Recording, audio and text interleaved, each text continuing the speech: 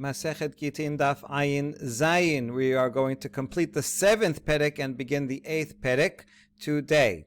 Amar Abaye Hakol Modim Hechad Amar Lich Shetese Hama Me Nartika Lichi Nafka Ka'amar La V'chi Mayit Belelya Have Get Lachar Mita. We're continuing a discussion of a get on with a condition.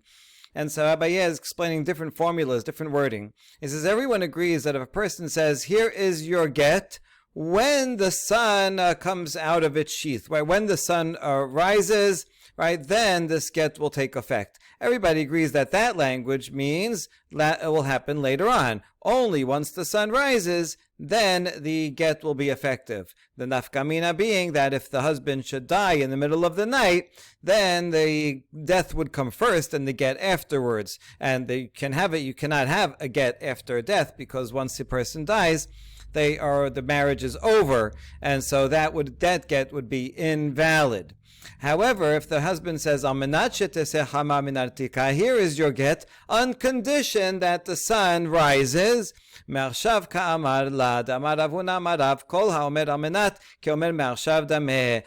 that's as if he said, from now, your get is effective from now, on condition that the sun will rise.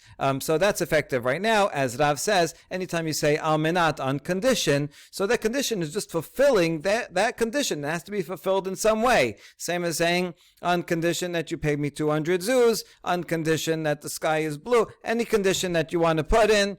And so the get, here's your get now, as long as that condition will be fulfilled at some point in the future. So that happens right away. And so everyone agrees with those two formulas. Lo nechleku ela be'im teseh. Mor sabar la kerebi Yoseh, damar zemano shel shtar mochiach alav havale kemehayom im mati keme'achshav im mati. Mor lo sabar kerebi Yoseh havale ke'im mati gereda. However, the machloket is, if someone says, here is your get if the sun rises. One opinion from the Tanaim agrees with Rabbi Yoseh, who says that the time of the get proves when it should be effective. Since the time in the get is the date in the get is today, therefore he means for the get to be effective now, not later on when the sun rises. And so therefore it's like you're saying, here's your get from today if I should die, from now if I should die, because the date in the get, that's the effective date. However, the other opinion, who does not agree with Rabbi Yosef, says that if the sun comes out is the same as simply saying, if I die without anything else, and therefore it does not assume that it means the date in the get and it means now, but rather if and when it should happen in the future, and so therefore happens later on. So the first two formulations are clear, but this im teseh, that is ambiguous and subject to machloket. Next, the kitvu tnu get liishti im lo bati mikan ve'ad shenem asar chodesh. This is the clause in the Mishnah where the husband said kitvu tnu first, and only then he put the condition, if I don't come. If he says, if I don't come from now within the next 12 months, then write and give a get, then surely the get has to be written and given after the 12 months. But in this case, if he wrote kitvu utnu first, this was subject to machloket. Rabbanan says this is also not good if he writes it before the 12 months is over, whereas Rabbi Yosef says it is a valid get. Let's see why. Amar le Rav Yema le Rav Asher. Lema kasava Rabbi Yosef katav get al tenai kasher. Are we supposed to understand that according to Rabbi Yosef, when you have a condition, even if the condition is not fulfilled, then it's kosher? Because here he said, we're assuming he means the same thing as Rabbanan, and it means that write it and give it after 12 months. And even though they wrote it before 12 months, it's still good, so we could just ignore a condition. Is that what Rabbi Yosef is saying? We explain, no, lo le'olam emalach pasul. If you don't fulfill a condition, it would be pasul. But here, we assume that the condition is fulfilled, because look carefully at his words. Shane hachad medehavale lememar im lo bati kitvu utnu, v'amar kitvu utnu im lo bati. He should have said, if I don't come back in 12 months, then after that, I want you to write it and give it. Of course, so there you have to write it and give it after the 12 months is finished. But he didn't say that formula. Instead, he put the verbs first. and said, write it and give it if I don't come back in 12 months. So here's what he meant. You can write it now. That's okay if you want to write it now. Get a head start. But don't give it unless I don't come back in 12 months. In that case, if they give it before 12 months, then it's certainly no good. The condition is not fulfilled yet. But the word kitvu is first in the sentence. So you could put a comma around that. Kitvu, now. You could write it now. And then tnu, only give it if I don't come back. That's how Rabbi Yosef parses that statement. But Rabbanan, how would Rabbanan explain it? La shanachi v'la shanachi. Rabbanan says, no, it doesn't matter whether you put the verbs first or at the end. It means the same thing. The kitvu tnu is together, and both of them have to be after the 12 months. It doesn't really matter that he said the verbs first. There has to be done. Both have to be done after 12 months. Next, Tenor Rabbanan, Lachar Shavua Shana, Lachar Shana Chodesh, Lachar Chodesh Shabbat. Until now, we've been talking about a case where the husband says, if I don't come back within 12 months, here's your get. But what if he says, if I don't come back after 12 months? So we'll see all different examples. If he says, if I don't come back after a Shemitah, then this is your get. So he didn't say within a Shemitah. He says after Shemitah. So that includes some amount of time, but not forever. It doesn't mean forever after, not 50 years later. So how long after do we consider to be close enough that is still within, soon after? So the answer is 1 year. If he says, if I don't come back after Shemitah, he has till the end of Shemitah, and then 1 more year that he has to come back. Otherwise, the get will take effect. If he says, "Here's your get if I don't come back after a year," then he has 1 month after the end of the year. If he says after a month, then he has 1 week at the end. So each one is proportional. We're going to assume like the next step down of a time period that he will still have. Now, that's the Baraita. We want to expand and say, Lahar Shabbat Mai. What if he says, I'll come back to you after Shabbat? Shabbat could mean Saturday, the Sabbath. It could also mean a week. Here it means a week. If I don't come back to you after a week, but a week meaning Sunday to Shabbat, so it could be Shabbat also, right? After Shabbat. So what is the law? Yativ to be zera, kamed to be aseh. Medila to be aseh, kamed to be Yochanan. V'kamar had b'shabeta utre utlata. Batar b'shabeta arba'a v'chamsha ma'aleh shabeta kameh shabeta. So he says that Sunday, Monday, and Tuesday are all called after Shabbat. Whereas Wednesday, Thursday, and Friday are all called before Shabbat. You take a week and you split it into 2. And the first 3 days, Sunday, Monday, Tuesday, belong to the previous Shabbat. Therefore, if someone says, I'm not, here's your get if I don't come back until after Shabbat. So it doesn't mean just 1 minute after Shabbat. It means as long as you still called after Shabbat. How long is that? That includes Sunday, Monday, and Tuesday. As long as he came back Tuesday or earlier, the get is no good, right? He came back after Shabbat. But if he says, here's your get if I don't come back after Shabbat, and then he came back Wednesday is now already not called after Shabbat, right? That is before the next Shabbat, so that is too late. And this is an important halakha's effect on other things like Havdalah. If you didn't say it on Saturday night, you could still say it up to Tuesday.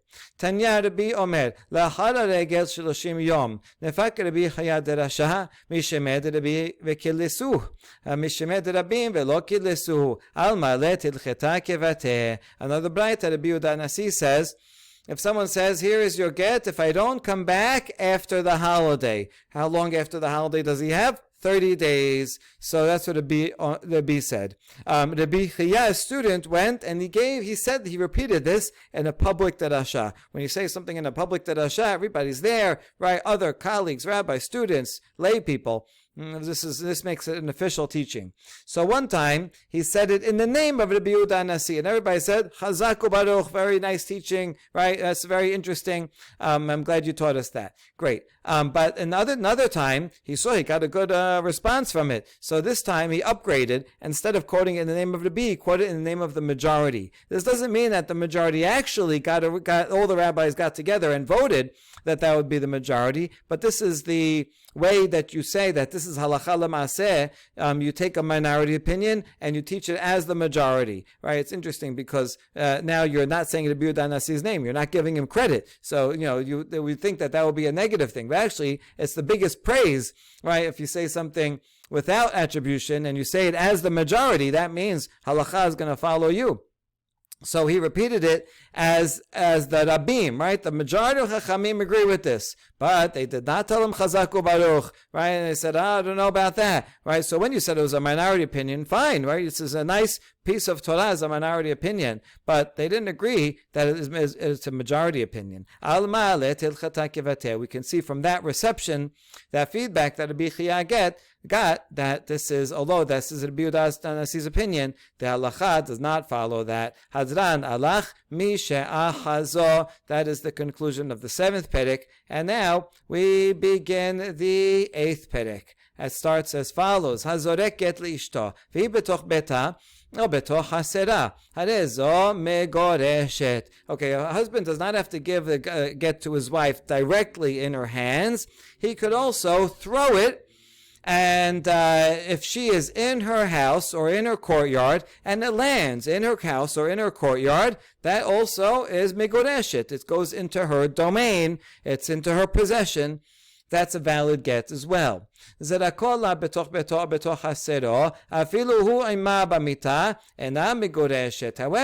if he threw it, the husband threw it into his own house or his own courtyard, even if he is with her in the bed, and he threw it to her into the bed, that is no good, right? Because that all is his domain, even if he throws it onto her side of the bed, but still his domain, and therefore it's not megoreshet. So we'll talk about, right, this has to be something that is not joint property, because if it's joint property, the husband has possession and control over it, and so whatever goes into his property is his. It has to be something that is exclusively her property. Then, if it goes into that courtyard, it belongs to her. L'toch heka or l'toch kalta harezo megoresh. If he throws it into her lap or into her basket, then she is divorced. Here's a picture of could be a basket she's holding, or a basket on her head.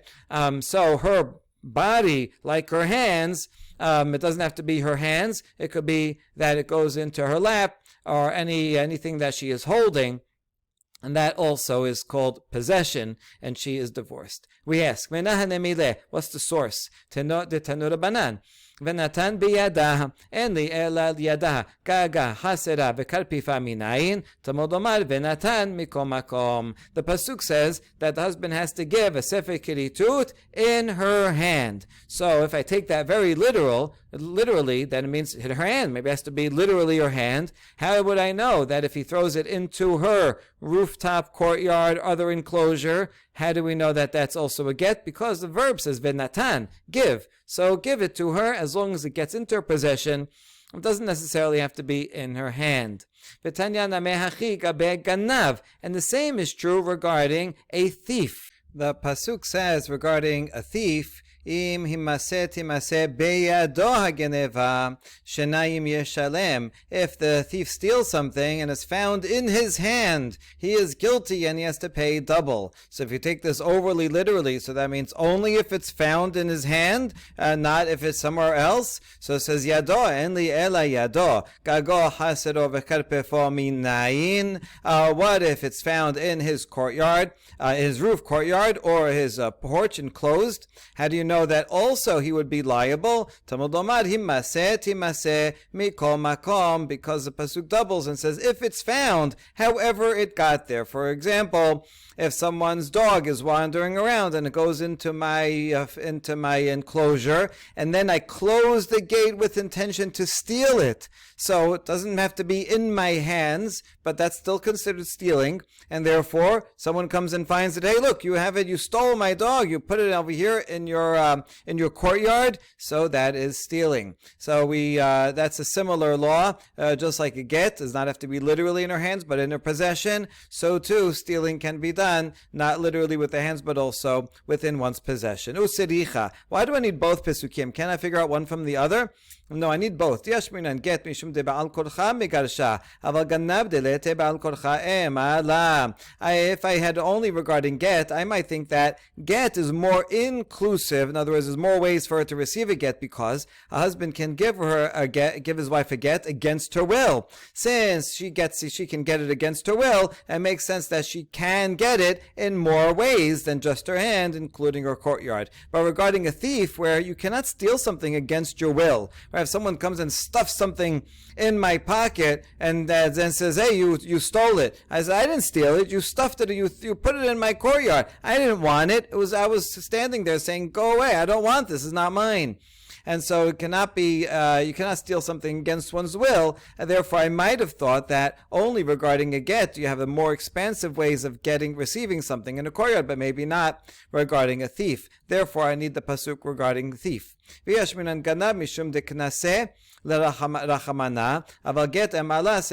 if you had only a ganav, I would say the Torah wants to be very stringent regarding stealing. And after all, the Torah says you have a kanas, you have to pay back double. And so regarding stealing, we have to be very stringent. You say, "Oh, well, I didn't do it with my hand, so now I don't have to pay." No, it makes sense that the Torah would include any way that you steal something. But regarding a get, where you don't have that stringency of extra kanas, you might think, no, get has to be literally in her hands, and therefore the Torah teaches that get also can be given in a courtyard. Chasera, mashekanta isha kana ba'ala. Now we ask, well, he's going to throw it into her courtyard. Wait a second, well, we have a rule that anything that a wife acquires is acquired by her husband, right? That's the part of the deal of marriage, that the husband has to provide for his wife everything, food, clothing, shelter, all of her needs. But whatever she acquires, anything that she makes, anything that she finds, that goes to her husband. So it's not going to help. He's just basically giving it to herself. He's giving it to himself by putting it into her courtyard. Oh, we're talking about a case where, let's say she had a courtyard that she owned before marriage. She brings it into the marriage with her. So now during the marriage, the husband gets to earn the produce, so he controls it during the marriage. That's true. But it was hers. So here's what the husband would have to do. He would have to write her and say, I have no legal dealings, no involvement in your property, so that even, once they get divorced, then she, or whatever, then she takes her property back, and then she runs it and controls it, right? But he can say, just like two partners can do this, we'll see partners in a second. He can say, listen, even though you brought this property into the marriage, and therefore I control it during the marriage, I relinquish my rights to the property, so it's yours, because they are still married now. Then he throws the get into that property that belongs to her. Okay, so that's the Elazar's explanation of how it can happen. Hold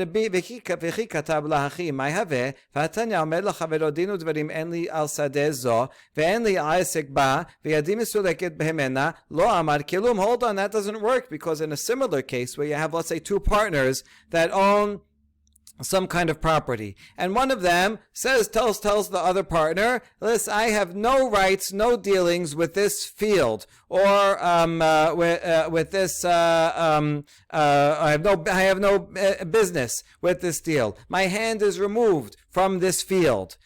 He said nothing. Why? Because let's say, they own a field together, and it turns out it's, they dig a little and they find nuclear waste, right? So now it's a big problem. It's a liability. So one of the partners says, I relinquish my involvement in this field. You can't do that. Right now you're going to have to pay fines, you're going to have to clean it up. So you can't just run away from it without the agreement of the other party.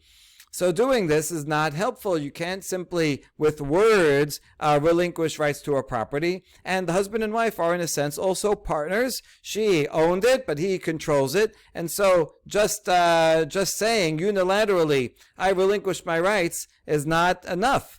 Amri deber biyanai bechotev la ve'oda arusa. Uchderav kahana. Tamarav kahana nachala haba'a lo ale adam makom acher, adam matne aleha shelo yirashenna. So the answer is that he wrote while they were still engaged, and not they did kiddushin, but not nisuin yet.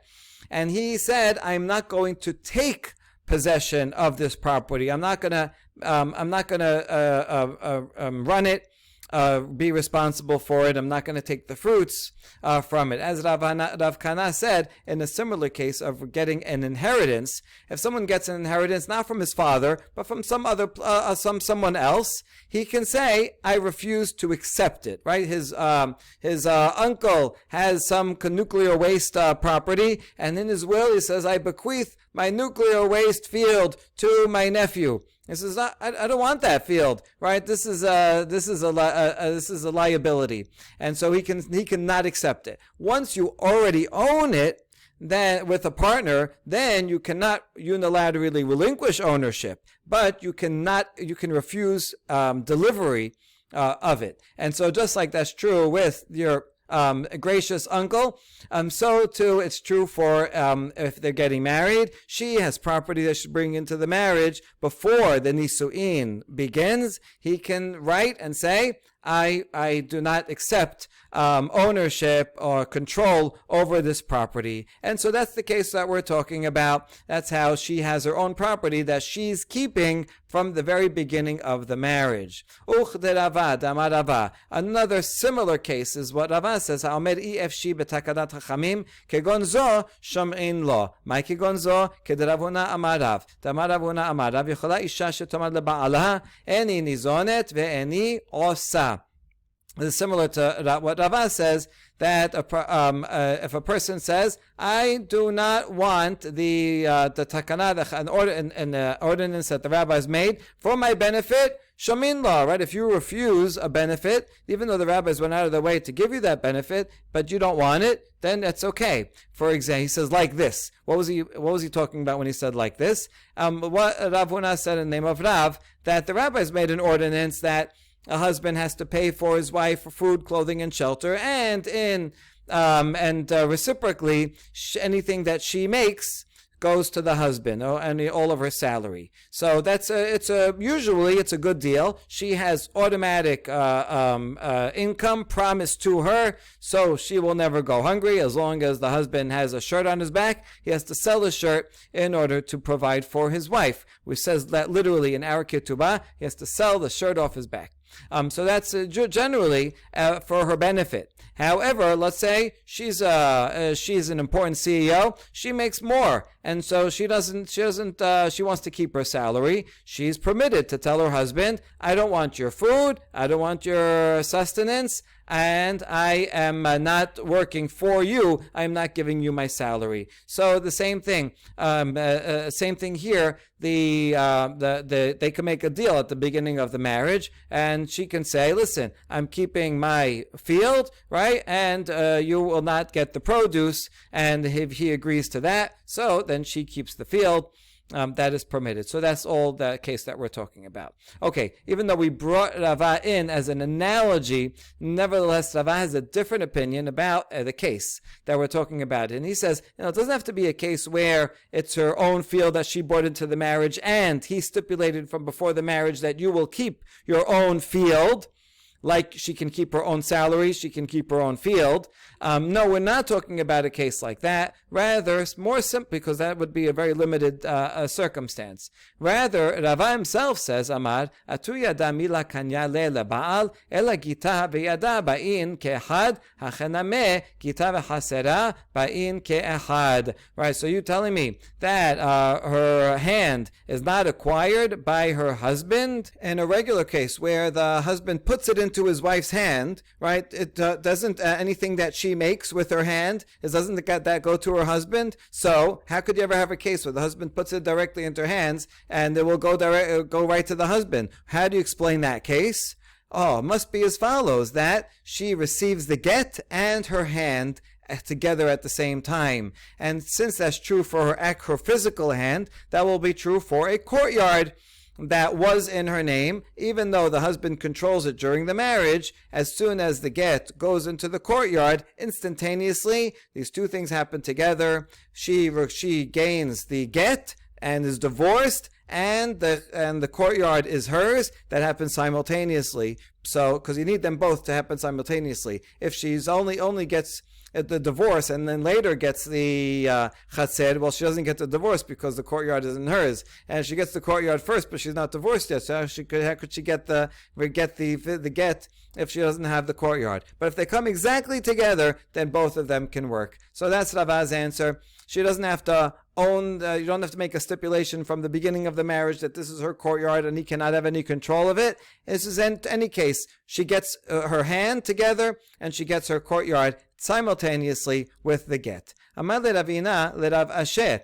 Rava yad isha kakashya le nehi dekni le lemaaseh yadeh yada gufa mi keni le. So Ravina asked a question to Rav Asher that Rava he was proving that a chatzer must come simultaneously because her hand comes simultaneously. But actually those are not the same, because even though her hand is given over to her husband for the work that she does, right? Anything her earnings go to her, but her physical hand does not belong to the husband, right? This is different from a slave that we're going to see in a second, right? Her hand belongs to herself. And so if he puts it in her hand, she does physically own her hand, and she will physically then take possession of the get, and then she's divorced.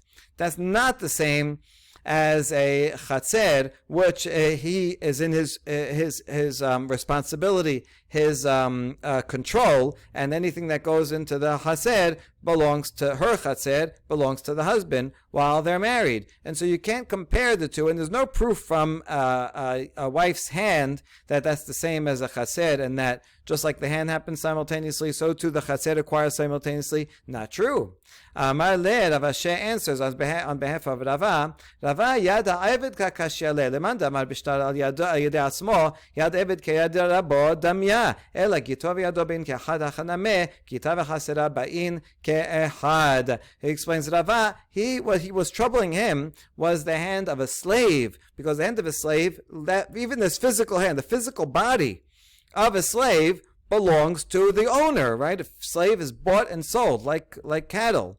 And so according to the opinion that says a slave can acquire his own bill of emancipation by himself. See, everyone would agree that if the owner would give someone else, here's the bill of emancipation on behalf of my slave, you give it to another person, that other person can acquire it on behalf, because it's good. Zechutulo. Can acquire it on behalf of that slave and will go free. But can the owner give it to the slave himself? There is an opinion that says yes. How could that work? If I give it to my slave, it's like I'm putting it in my own hand, because I own the hand of the slave. Rather, it must be that the bill of emancipation of the slave and his hand are acquired simultaneously. Since that's true of a slave, it's also true of a courtyard of a wife. Even though I'm the husband, this is my courtyard, I have control over the courtyard, anything in the courtyard becomes mine, but we can say simultaneously, if I put the get in that courtyard, she acquires her courtyard and acquires the get simultaneously, and she is divorced and owns the courtyard. Good. Now a story. I speak A guy's on his deathbed and he wants to divorce his wife before he dies, so he writes a bill of divorce on Friday afternoon. But he didn't get a chance to give it to her, and lemachat tekef le alma. And then he got worse, and he had no strength, was unable to give it to her. Generally, we don't give a get on Shabbat anyway. Atula kamed Rava. Amar lehu zilu imru likneh nihala lahu duchta diyate be gita v'tezeli v'techud v'tiftach v'tachazik be. So they went to Rava and they said, what should we do? This guy has no strength. He can't even lift his hand to give her a get. But he wants to divorce his wife. What can we do? And he says, listen, go tell him to transfer ownership of the place. Where's the get? Right? It's in the barn. Okay, tell him to transfer ownership of the barn to his wife, and he can do that just by saying it because he's a shchimera.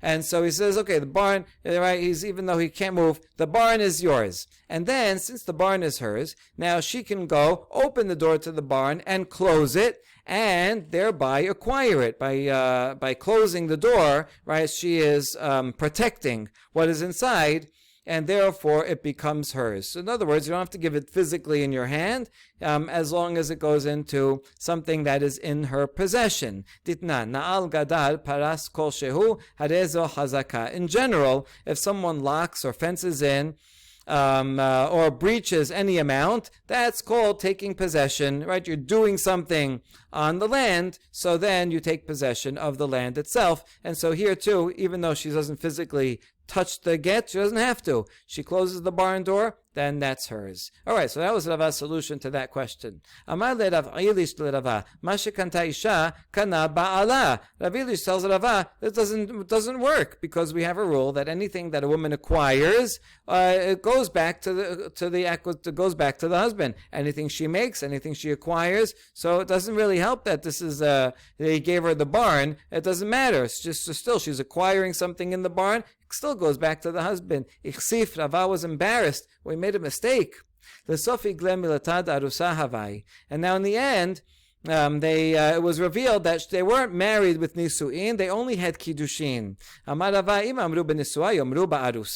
And so Rava says, oh, my ruling was right all along, because if they say regarding a nisu'ah, yes, if someone is nisu'ah, then anything that she acquires goes to her husband. But while before that, well, if there's only kiddushin, then she acquires her own. Anything she acquires, she keeps. And since she was only an arusa, and he gave her this barn, so if she closes the door of the barn, she gets the get, and it's totally fine. So you see, Rava was right all along. Well, he didn't realize the reason why. He didn't know it was arusa, but turns out she was arusa. And so the get was perfectly fine. But later on, when the Rava thought about it further, he said, you know what? I stick to my guns, and I would have made the same ruling even if she was nisu'ah. Why? Because of the principle of simultaneity. She gets the get and she gets the chased. They come together at once. And therefore, by closing the barn door, even though technically she's married and so anything she acquires goes to her husband, but the thing that she's acquiring is a get, and the get separates her and gives her freedom. And so as long as we say it's simultaneous, so she can acquire the get, be divorced, at the same time, and it is a good acquisition. All right, so now we ask, wait a second, I've already said this principle, that she gets the get and her chatzed simultaneously. And right, so how come he only came to this afterwards? After first he was embarrassed. He says, "Oh, I was wrong," and this way, but she was arusa, so it's okay. And only after that he realized this principle. Didn't he already say it? So why do we need this to say it again? And the answer is actually this is the original, right? This story was the earlier story. This is where he came up with this theory, this legal principle, and said that it can happen simultaneously. So there's the source, and what we quoted a few minutes ago, that was after he already recognized this principle. Now, so then he taught it in general. We next analyze this, the part of the Mishnah that says, Vihi betoch beta, he throws it into her house, and she is in her house. Does she actually have to be in her house?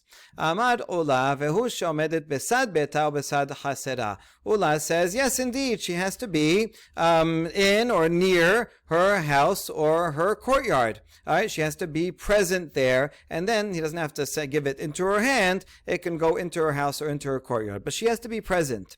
Rabbi Oshaya amar afilu hi betiberia v'chasera besipori. Hi besipori v'chasera betiberia megoreshet. Rabbi Oshaya says even if she's in a different city altogether, but it's her house, her courtyard, that's totally fine, right? And again, this her courtyard, her house, will be according to the explanations that we said before. Either she kept ownership from it the entire time, from before Nisu'in, or according to Rava, that she brought into the marriage, even if the husband controls it now, and the husband takes any produce and anything that lands in it would be hers, but since he has the principle of simultaneity, so she can acquire her field and the get at the same time. Okay, so Ula says she has to be present. Rabbi Oshaya says she does not need to be present. So we challenge Rabbi Oshaya. It says that she has to be there, right? So what do you mean that she can be in a different city? הכי כאמר, והיא כמי שבתוך ביתה והיא כמי שבתוך חסדה, דכיוון דחסד משתמרת לדעתה היא מתגרשת. This is what it means to say when it says she's in her courtyard, that she is, it's as if she's in her courtyard or in her house, because the something in the courtyard will be secured with her knowledge, right? She has a security fence, and so something is going in there and being secured, and it's with her knowledge. Therefore, she is migura. She doesn't have to physically be there for her chaser to do that work of acquisition for her, because as long as she knows and accepts that this is the home, or the courtyard is accepting it for her. Doesn't mean that she is there. She is there means that she is willing for her courtyard to accept it on her behalf. Now, lema behakima kamipalge. Demor sabar chaser mishum yada it rabai. Umor sabar chaser mishum shirichut it rabai. Now, what's at the essence of their machloket? Maybe it's that Ula thinks that a courtyard is an extension of a hand. And just like a hand is near you, so too the courtyard has to be near you. That's why she has to be present. Whereas Rabbi Oshaya says that a courtyard is an extension of a messenger, right? It's the same as the law of a messenger. And just like a messenger can be far away and still do work on my behalf, so too a courtyard can be far away but still do my work on my behalf.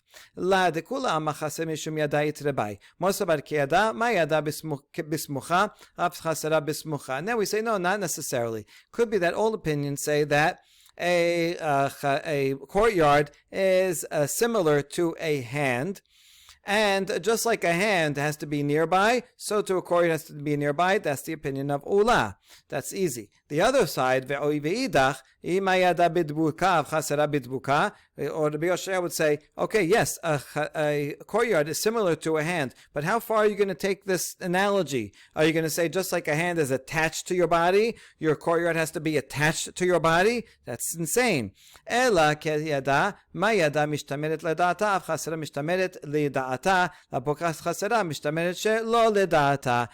it's like your hand in that. Just like your hand is secures things with your knowledge, so too a courtyard is things that go into it are secured by her knowledge, right? She knows, oh yes, this is in my hand. This thing is being put in my courtyard and will be secure there. And it will only come to exclude a courtyard that she does not have control over, and so therefore cannot acquire something with her knowledge, as she has no control over that courtyard. So it has to be something that she has control over. Remember, a get can be given against her will. This is different from her will, right? Because even though she says, no, I don't want to be divorced, and he puts it in her hand or puts it in her courtyard, she still is going to be divorced. The point is that in general, her hand and her courtyard are part of her control and secure things for her, right? When you get a delivery can go into your hand, or if the delivery man puts it onto your porch, onto your courtyard, takes a picture. See, it's in your courtyard, so therefore it is now securely delivered into your possession, and that is sufficient. So, yes, it is like a hand, but it doesn't have to be a hand like it's physically attached to you or even near you. It can be anything that is acquired, that's in your control, and secures it on your behalf. Now, story. Ahu gabrad izrak la gita ledebitu. Hava kaima behaser. Azal gita nafal befisla. So you have the husband threw a get into a courtyard. We'll see who owns this courtyard in a second. But anyway, it didn't go into the empty space of the courtyard. It fell onto a board of wood. It's a board of wood. wood in the courtyard. Maybe it's on a stand or something, like a little table. Amar Rav Yosef Hazenan Iyav 400 pelag le reshuta lenafshe v'ila chada reshuta hi. So Rav Yosef says we have to analyze, we have to measure. If this board is 4 amot by 4 amot, that's big enough to be its own domain, right? It could be like a private domain. That's a domain within a domain, but that's a separate domain. And he can throw it into her courtyard, but he can't throw it onto this board because the board is a separate domain from the rest of the courtyard. But if the board is small, less than 4 by 4 amot, then it does not represent its own domain, and therefore it's just part of the courtyard and it's valid. Now we ask, what kind of courtyard are we talking about? If it's her courtyard, well then she owns everything in the courtyard as well, including a barn, a table, anything that's in the courtyard. So what if it falls on the courtyard? Rather, is it his courtyard, the husband's? If so, then even if it's smaller than 4 by 4, it's his courtyard. Anything that falls in his courtyard goes to him, right? We said before, there has to be something that was her courtyard. She brought it into the marriage, and that's something that will go back to her. La sericha de oshla makom de had makom oshle inashe tere mekomot la moshle inashe. Rather, it's talking about where the husband, it's his courtyard, but he lends it to her. He says, here, you can use my courtyard so that you can acquire something like my get, right? This is like the story of the guy in his deathbed, right? He gives her ownership, rents her ownership, use of the barn in that case. And so therefore what he meant is, I'll give you a courtyard to accept your get. I'm not giving you multiple places. I'm not giving you the courtyard and the barn and also something else. And therefore, if there's some board of wood, a table that's more than 4 by 4, that's its own domain. That requires a separate acquisition. He didn't give that to her, lend that to her, only the empty space of the courtyard, and therefore it's only effective if it falls in the empty space, but not if it falls on something that's a separate domain from the rest of the courtyard.